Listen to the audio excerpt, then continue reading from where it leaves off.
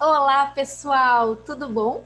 Meu nome é Luísa Maciel, eu sou uma das idealizadoras do portal e hoje eu venho falar com vocês sobre um tema que eu acho importantíssimo para todo terapeuta e que com certeza depois dessa aula, você, se ainda tem um pouco de receio com as entrevistas iniciais, com certeza depois dessa aula você não vai ter mais, tá bem? Então, vem comigo que hoje eu vou explicar para vocês todos os principais objetivos da entrevista inicial, os pulos do gato para a gente fazer uma entrevista que a gente já vá ao mesmo tempo trabalhando a relação terapêutica e quais são os pontos que a gente deve evitar ao máximo cometer na hora desses primeiros encontros, ok? Então vamos lá. O que a gente precisa considerar no primeiro encontro com o paciente, ou nos primeiros encontros? Porque a entrevista inicial ela não é um encontro só. Pode ser, mas pode não ser. Pode ser que seja 2, 3 que a gente necessite. Né? Então, mas o que a gente precisa no primeiro momento? Né? A gente precisa produzir no paciente uma sensação de confiança e de esperança. Né? Então, vamos pensar que o paciente vem ao consultório porque ele se deu conta que ele tem algo que não está bem na vida dele. E nós conhecendo a nossa sociedade como ela é, essa pessoa provavelmente ela já tentou por muitas vias diferentes antes de chegar à terapia. Essa pessoa ela já tentou livros de autoconhecimento, já tentou coaching, já tentou reiki, já tentou várias coisas, né? Já tentou por conta fazer mudanças, já pediu conselho para os amigos, já leu, né, um monte de coisa no Instagram.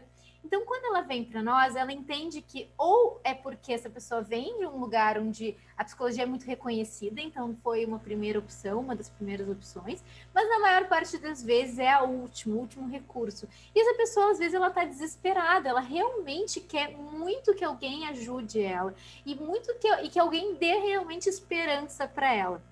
Né? Claro, a gente, né, muito importante, nós não podemos prometer nada para esse paciente. Nós não podemos partir do pressuposto que nós vamos dizer, olha, nós vamos curar a sua depressão, sem dúvida alguma você vai melhorar. Nós não podemos prometer isso, mas nós podemos sim prometer para o nosso paciente que nós estamos lá para ajudá-lo, que nós temos técnicas eficazes, que nós trabalhamos com terapias baseadas em evidências e que dentro dos protocolos existem sim evidências de que certas técnicas e certas intervenções fazem diferença no resultado da sintomatologia que esse paciente, por exemplo, apresenta, se é o caso como depressão, ansiedade e tantas outras que têm comprovações empíricas, tá bem?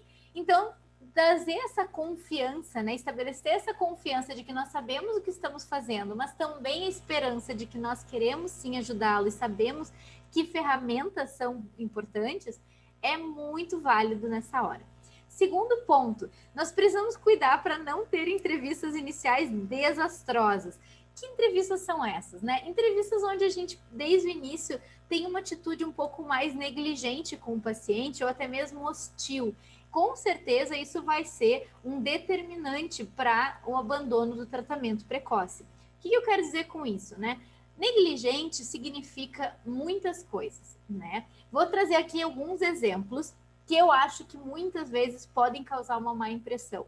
Lembrem que aqui eu não estou sendo extremista, não é, se você fez isso, não tem como resolver e resgatar a relação. Não entendam aqui, como todo bom terapeuta cognitivo, eu não sou extremista, não trabalho com 880. Então aqui eu estou dando algumas dicas de coisas para vocês cuidarem, que eu acho que sim, pode causar um equívoco, né, na percepção do paciente sobre vocês, mas obviamente isso não é obrigatório, né, e não quer dizer necessariamente que não tem conserto, tá bem? Mas negligente eu me refiro a um atraso bastante importante, 15, 20 minutos para atender esse paciente, ou esquecê-lo, né? Não esquecer que tinha marcado esse horário com o paciente, ter dito para o paciente que tinha horário disponível no período do turno que ele pediu, fazer o primeiro atendimento e depois dizer que não tem esse horário, né? Falar para o paciente, né, que a gente pode negociar valor e chegar lá e não negociar valor, ou seja, fazer movimentos que mostrem um certo desleixo, que não traga tanta seriedade para o trabalho. Isso com certeza vai fazer diferença.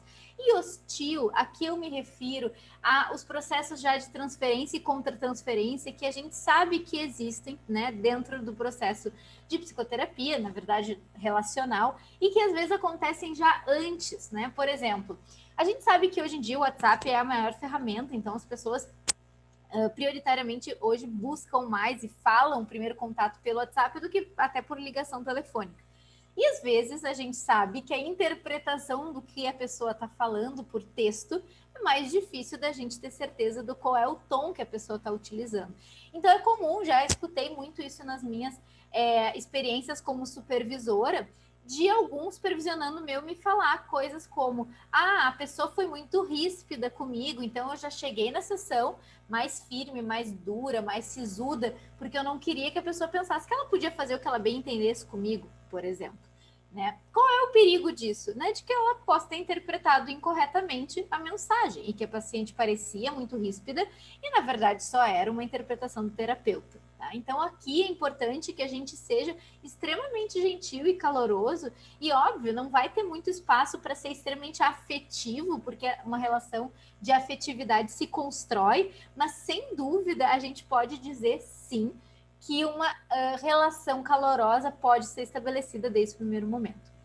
Ou seja, aqui logo no início é possível que a gente possa identificar que o olhar, né, toda a comunicação não verbal, a maneira como a gente se mostra receptivo, interessado por esse paciente, vai fazer sim diferença na hora da gente estar falando de um processo de psicoterapia começando bem, né, começando como deveria ser. Então, por que é tão importante a avaliação, né? Por que a gente fala tanto de primeira entrevista, de avaliação inicial? Porque mesmo que, por exemplo, vamos pensar no sentido diagnóstico, né? Mesmo que um paciente ele venha para nós já com um diagnóstico, é muito importante que nós possamos refazer esse diagnóstico. Não dizendo que o trabalho do colega, seja o psiquiatra, seja o psicólogo que antes o atendia ou que ainda o atende, fez um diagnóstico incorreto. Não é verdade, não é esse o ponto. Mas é importante que nós possamos também identificar os mesmos sintomas e bater a tecla no mesmo diagnóstico para que nós possamos estar em consonância com, então, esse tratamento. E se a gente identificar um diagnóstico diferente, que a gente possa, então, entrar em contato com um profissional e tentar entender por que as opiniões e percepções estão distintas, tá bem? Então, por exemplo, além de diagnosticar, que aqui é muito importante, e a gente vai estar fazendo isso nas primeiras sessões, também é importante que a gente consiga formular um caso de uma maneira adequada, né, com o paciente, que a gente possa definir se nós somos ou não o terapeuta apropriado para esse paciente, respeitando os nossos limites pessoais, as nossas necessidades, né, e as necessidades do paciente, a duração de terapia. O que eu quero dizer com isso aqui? Vamos supor que eu tô grávida de 2 meses e vem encaminhado para mim uma paciente com transtorno de personalidade borderline, que nós sabemos que uma das características bastante presentes é a questão do abandono, né? O medo do abandono real ou imaginário. Se a gente vai falar para o paciente, né, começar um processo e vai logo em seguida falar para o paciente que nós estamos grávidas e que em 7, 8 meses vamos entrar em licença, a gente automaticamente está fazendo esse paciente já entrar num sofrimento do esquema de abandono sem estar ainda uma aliança segura, sólida, né? Então, talvez a gente tenha que pensar né, no encaminhamento. E se a gente vai realmente pegar esse caso, será que é o melhor momento? Será que esse paciente vai se beneficiar de começar com um terapeuta que está grávida? A gente vai ter que levar isso em consideração. Não é uma exclusão, né? Novamente, a gente não está aqui para falar de extremos, mas estamos sim aqui para falar de coisas que nós precisamos parar e pensar a médio e longo prazo e não apenas em curto prazo, ok? Verificar se tem necessidade de encaminhar para outros profissionais, dar início à aliança terapêutica, começar a familiarizar o paciente sobre a estrutura e o processo da psicoterapia, identificar problemas importantes e também definir objetivos mais amplos. Olha quanta coisa a gente pode levar em consideração já nas entrevistas iniciais, né? Então, de novo, né, se a gente vai pensar numa boa avaliação inicial, é importante pensar que os terapeutas têm que ter habilidades de conceitualizar as dificuldades do paciente em termos cognitivos de uma maneira extremamente assertiva, de uma maneira extremamente rápida, para que o paciente não precise de 5, 6, 7, 8 encontros para conseguir dizer por que ele está ali e que a gente demore todo esse tempo para entender por que ele está ali, né? O que a gente quer é que rapidamente nós possamos estar aptos e com as habilidades necessárias para entender e conceitualizar o caso o mais rapidamente possível. Então, uma vez que a gente desenvolve essa habilidade, que consiste, né, em formular o caso adequadamente, tem uma aula de formulação de caso, vale muito a pena vocês assistirem, se vocês ainda não assistiram, né, e que vai explicar para vocês como que a gente pega o problema da forma mais rápida e objetiva possível, ok? Então, aqui, uma vez que o terapeuta está apto, né, tem essa habilidade, ele vai então poder identificar e formular os objetivos, avaliar melhor a partir daí os pensamentos automáticos e as crenças, sendo elas intermediárias ou centrais, conceitualizar o caso, assim, com todos esses tópicos anteriores, eu vou poder organizar o plano do tratamento do meu paciente e a partir do meu plano de tratamento eu vou escolher quais técnicas usar e a partir disso, no meio de todo esse caminho, eu vou pensar também quais são os obstáculos na relação terapêutica que possivelmente eu vou ter com esse paciente. Então, percebam que é como se uma coisa não funciona sem a outra e depois de um tempo, tudo isso vai ser pensado ao mesmo tempo, né? E dizem que ser terapeuta é fácil. Então, o que nós precisamos ter enquanto habilidades de entrevistador? Então, perguntas que ajudam a formular o caso. Primeiro de tudo, nós precisamos perguntar coisas essenciais no início.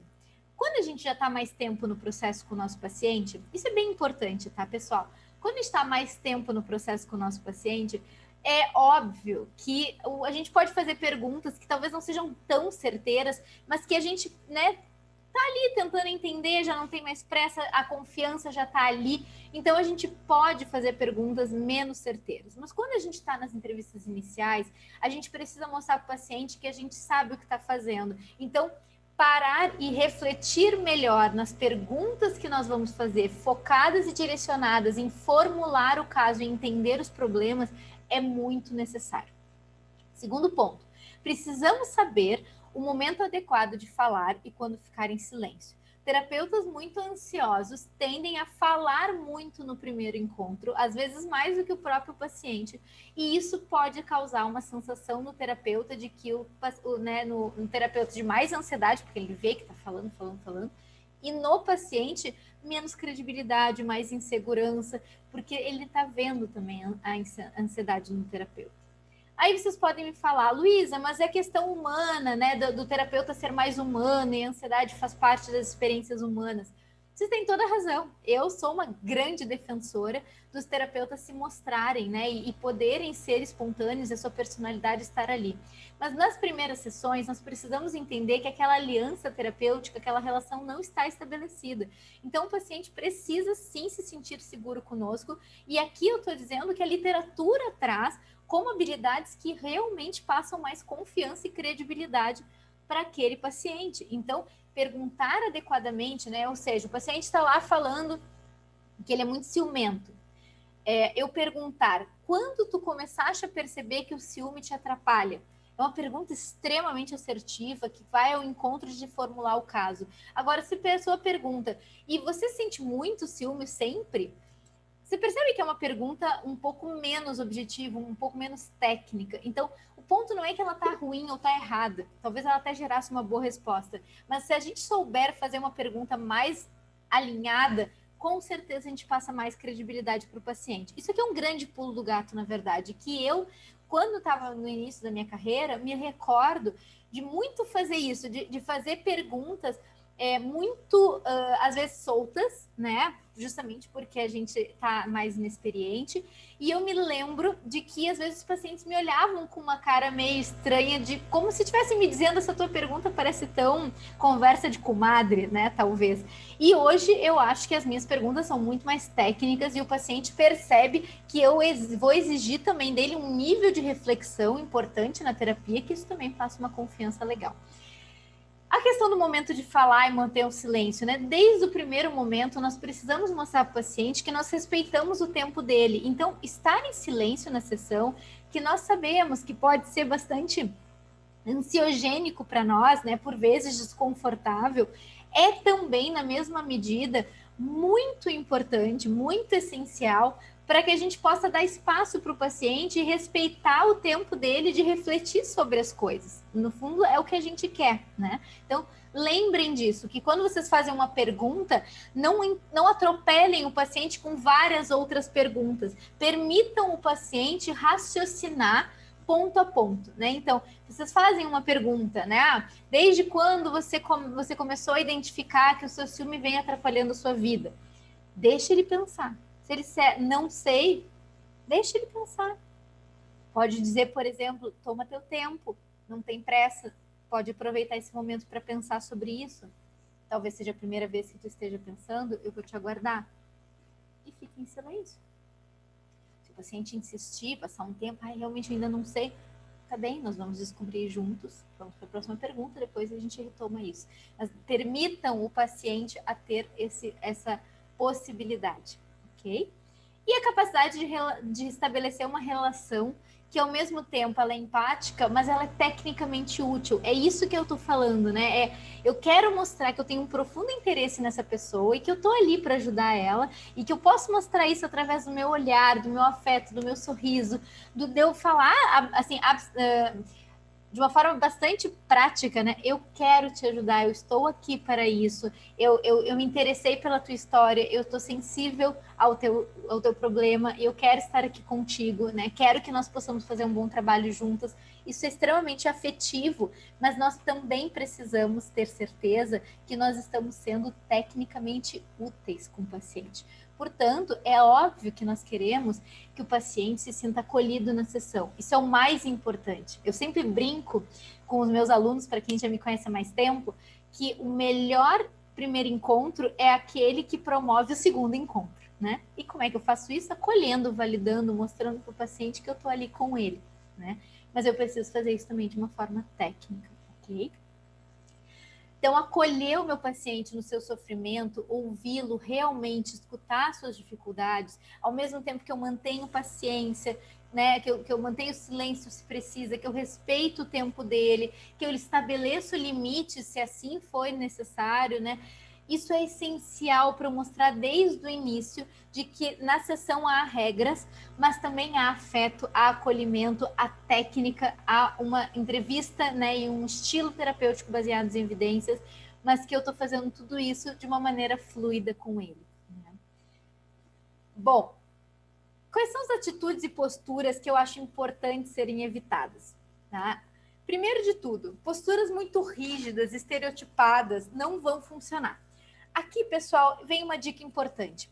Quando a gente é novo, né, a gente recém se formou, a gente, né, na maioria das vezes, as pessoas se formam jovens, né, se foi a primeira faculdade ou se começaram logo depois que saíram do colégio, e elas se formam muito novinhas. Eu tinha uma cara com 22 anos quando eu comecei a faculdade, né, eu tinha uma cara super jovem, né, e realmente, quando comecei a atender, poxa, com 22 anos eu não tinha uma cara lá muito madura, né? Então eu forçava um pouco a barra para compensar, eu ficava mais dura, mais firme, né? Mais formal, e isso não me ajudou. Isso não me ajudou, na verdade, de maneira alguma. Eu não era tão flexível, eu não ficava tão confortável e eu não dava conforto para o meu paciente. Era muito visível, né? Então, é importante que a gente possa ter essa possibilidade de, sim, sermos um pouco mais formais, afinal é um trabalho e no início a gente não sabe quão confortável o paciente está ou não na consulta, a gente também vai soltando com o tempo, mas que a gente possa não ser tão rígido e tão estereotipado como um profissional que está ali atendendo e ouvindo, né? Uma atitude excessivamente neutra e fria. Gente, aqui na terapia cognitiva, nós entendemos que ser neutro é neutro nas nossas opiniões e não neutro na expressividade. Quando o paciente nos conta algo que é difícil para ele, faça uma cara de que estão impactados com aquilo. Se vocês estiverem, obviamente, não finjam.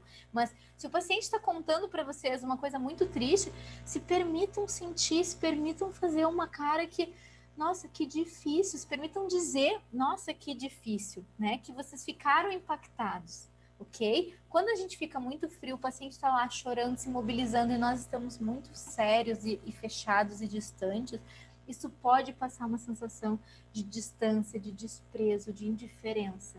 Nenhum paciente vai ficar com um terapeuta que passa essa sensação, ok? Reações exageradamente emotivas, artificialmente calorosas.